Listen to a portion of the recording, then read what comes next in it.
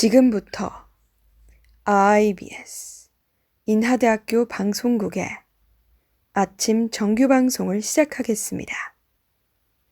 인하대학교 방송국은 본 대학의 이념과 전통을 수호하며 방송을 통해 인하인의 올바른 여론을 대변하고 대학 문화의 창달자로서의 임무를 다하고 있습니다. 아침 신문 브리핑입니다.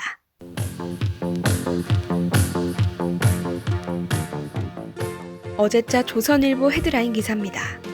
지난 3일 강원도 전방지역 내 우리군 GP를 향한 북한의 수차례 총격에 대해 우리군이 대응 사격을 실시했습니다. 합동참모본부는 지난 3일 오전 7시 41분쯤 중부전선 아군 감시초소에 대해 북측에서 발사된 초안 수발이 피탄되는 상황이 발생했다고 알렸습니다.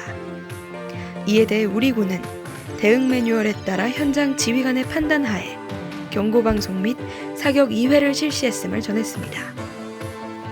이번 도발에 우리 측의 인원과 장비 피해는 없는 것으로 알려졌으며 현재 군 당국은 북한의 총격 의도를 분석 중에 있습니다. 이에 이번 사건은 우발적 총격일 가능성이 크지만 김정은 북한 국무위원장이 잠행을 끝내고 모습을 드러낸 지 하루 만의 일이라 의도적 도발일 가능성도 제기됐습니다.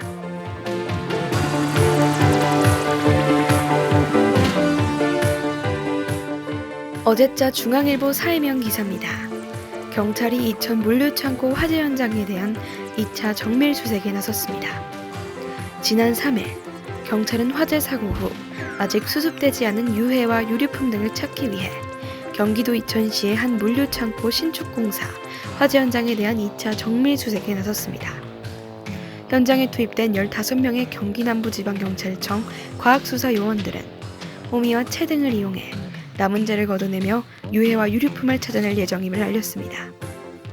앞서 전날 이뤄진 1차 수색에서 유해 일부 2점과 휴대전화 1점을 수거한 바 있으며 수거된 유해 일부는 국립과학수사연구원으로 보내 신원을 확인할 계획입니다. 이어 경찰 관계자는 이번 정밀 수색은 화재 원인을 찾기 위해 관련 기관들과 진행하는 현장 합동 수색과는 별개의 작업이라고 덧붙이기도 했습니다.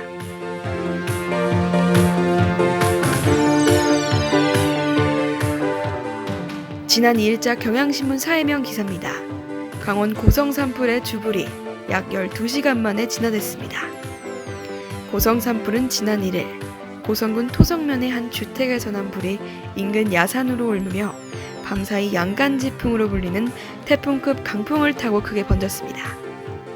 이에 주민과 장병을 포함한 약 2,200여 명이 대피했으며 소방청과 산림청, 군인 등 5천여 명의 인력과 500여 대의 소방 차량 등이 동원됐습니다. 그리고 산림청은 지난 2일 산불 발생 약 12시간 만인 오전 8시쯤 고성 산불의 주불 진화를 마무리했다 전했습니다. 이번 화재로 인해 주택 한 채, 우사 한 채, 보일러실 한 곳 등이 전소돼 잠정 85헥타르의 산림이 소실된 것으로 추정됐으며 인명피해는 없는 것으로 밝혀졌습니다. 지금까지 아침 신문 브리핑의 이소영이었습니다.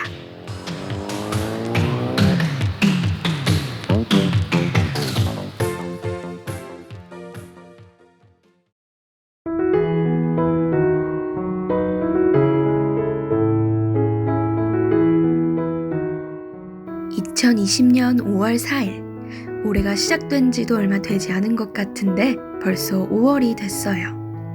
시간이 갈수록 점점 빨리 가는 것 같아 아쉽기만 한데요. 과거의 오늘에는 어떤 일들이 있었을까요? 역사 속 오늘 지금 시작합니다.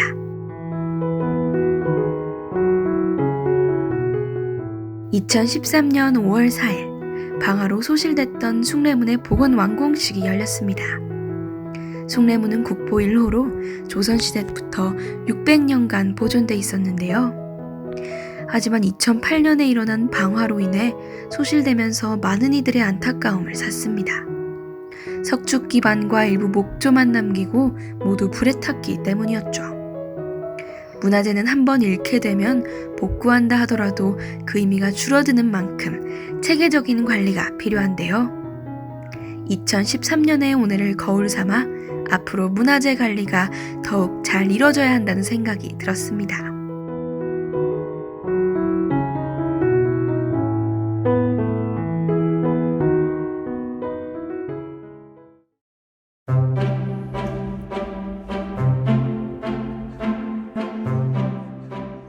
음악이 없는 삶을 상상해 보신 적 있으신가요? 정말 답답하고 따분한 일상일 것 같은데요. 여러 장르 중에서도 클래식이라는 장르는 시간의 흐름을 무시한 채 여전히 많은 사람들의 사랑을 받고 있습니다. 수백 년을 이어온 명곡을 만든 작곡가들을 소개하는 시간, 고고한 음악여행. 폴킴의 미러 듣고 와서 고고한 음악여행 6번째 이야기 시작하겠습니다.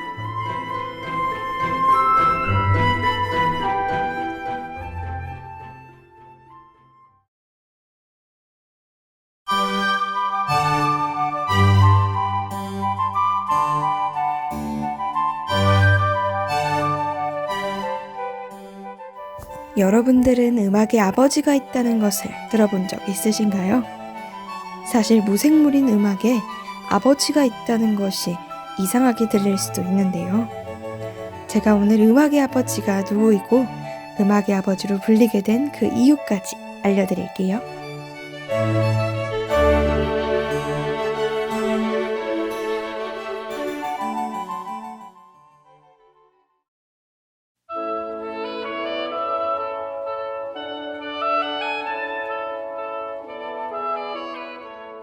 오늘 소개할 작곡가는 바로 요한 세바스티안 바흐입니다. 바흐는 그의 아버지, 할아버지, 그리고 심지어 고조할아버지까지 모두 작곡가였어요.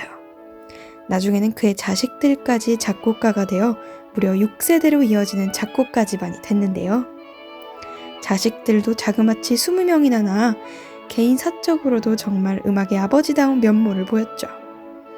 하지만 그는 아이가 20명이나 됐던 만큼 자녀 양육비가 많이 들어갔고 생애 대부분을 교회 연주와 레슨을 하는 데 소비했는데요.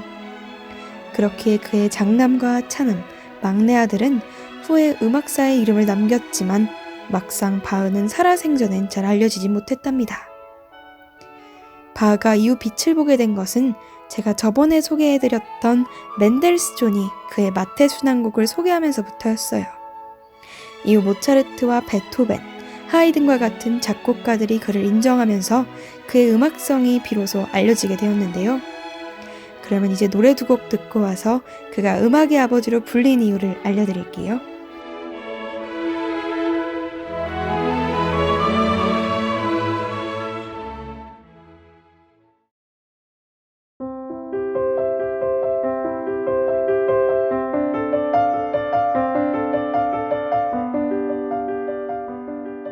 바흐가 활동했던 바로크 시대에는 현대 서양음악의 기초라고 할 수 있는 많은 양식들이 만들어졌어요. 평균율, 인벤션, 심포니아, 푸가 등이 대표적이라고 할 수 있는데요. 그중 바흐의 평균율은 그 가치가 어마어마하다고 해요. 음악학자들은 서양음악이 모두 사라져도 바흐의 평균율만 있으면 모든 걸 재건할 수 있다고 말하기도 하니 말이죠. 그러면 이제 자연스럽게 평균율이 무엇인지 궁금해질 것 같은데요. 평균율은 음악악기를 조율하는 비율을 의미해요.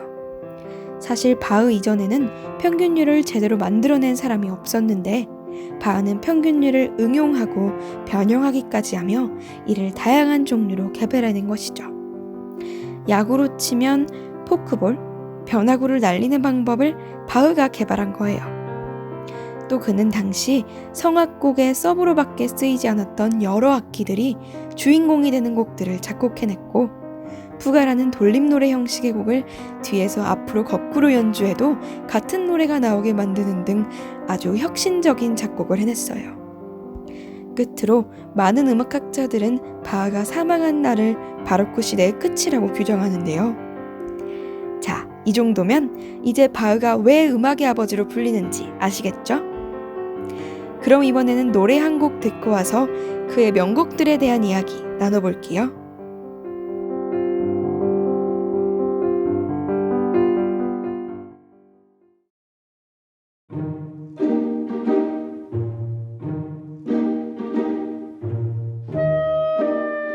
음악의 아버지로 알려진 바흐의 명성에 걸맞는 명곡 몇 가지를 소개해볼까 합니다.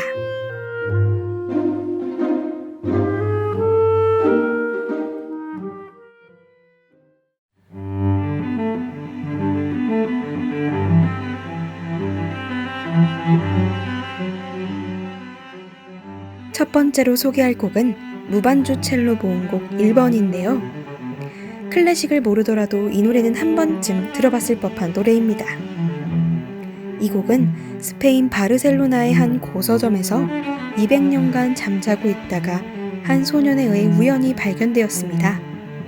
이 곡은 무반주 첼로 솔로곡 중에서 최고의 작품 중 하나라고 평가받고 있는데 그 이유는 첼로가 낼 수 있는 모든 기교를 모두 들을 수 있기 때문이라고 해요. 실제로 곡을 들어보면 첼로라는 악기 하나로 다양한 선율과 음들을 느낄 수 있답니다.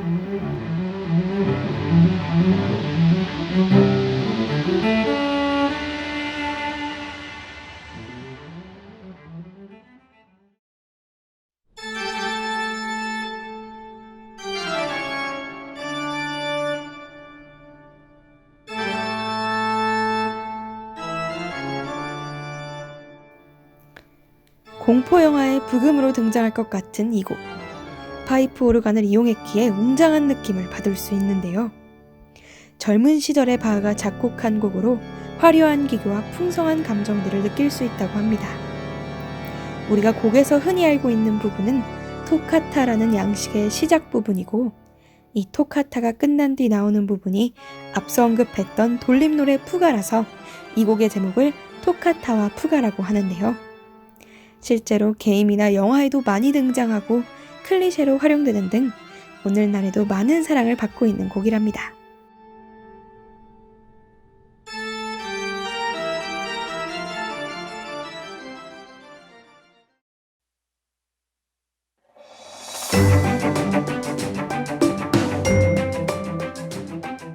오늘 바흐 이야기 다들 어떠셨나요?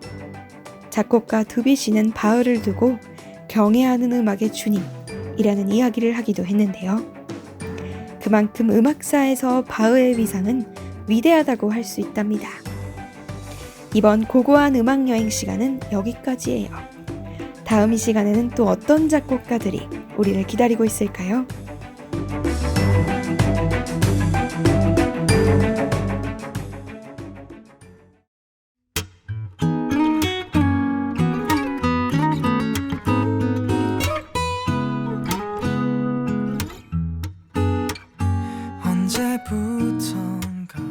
지금까지 제작의 전유상, 기술의 박성필, 진행의 전 이소영이었습니다.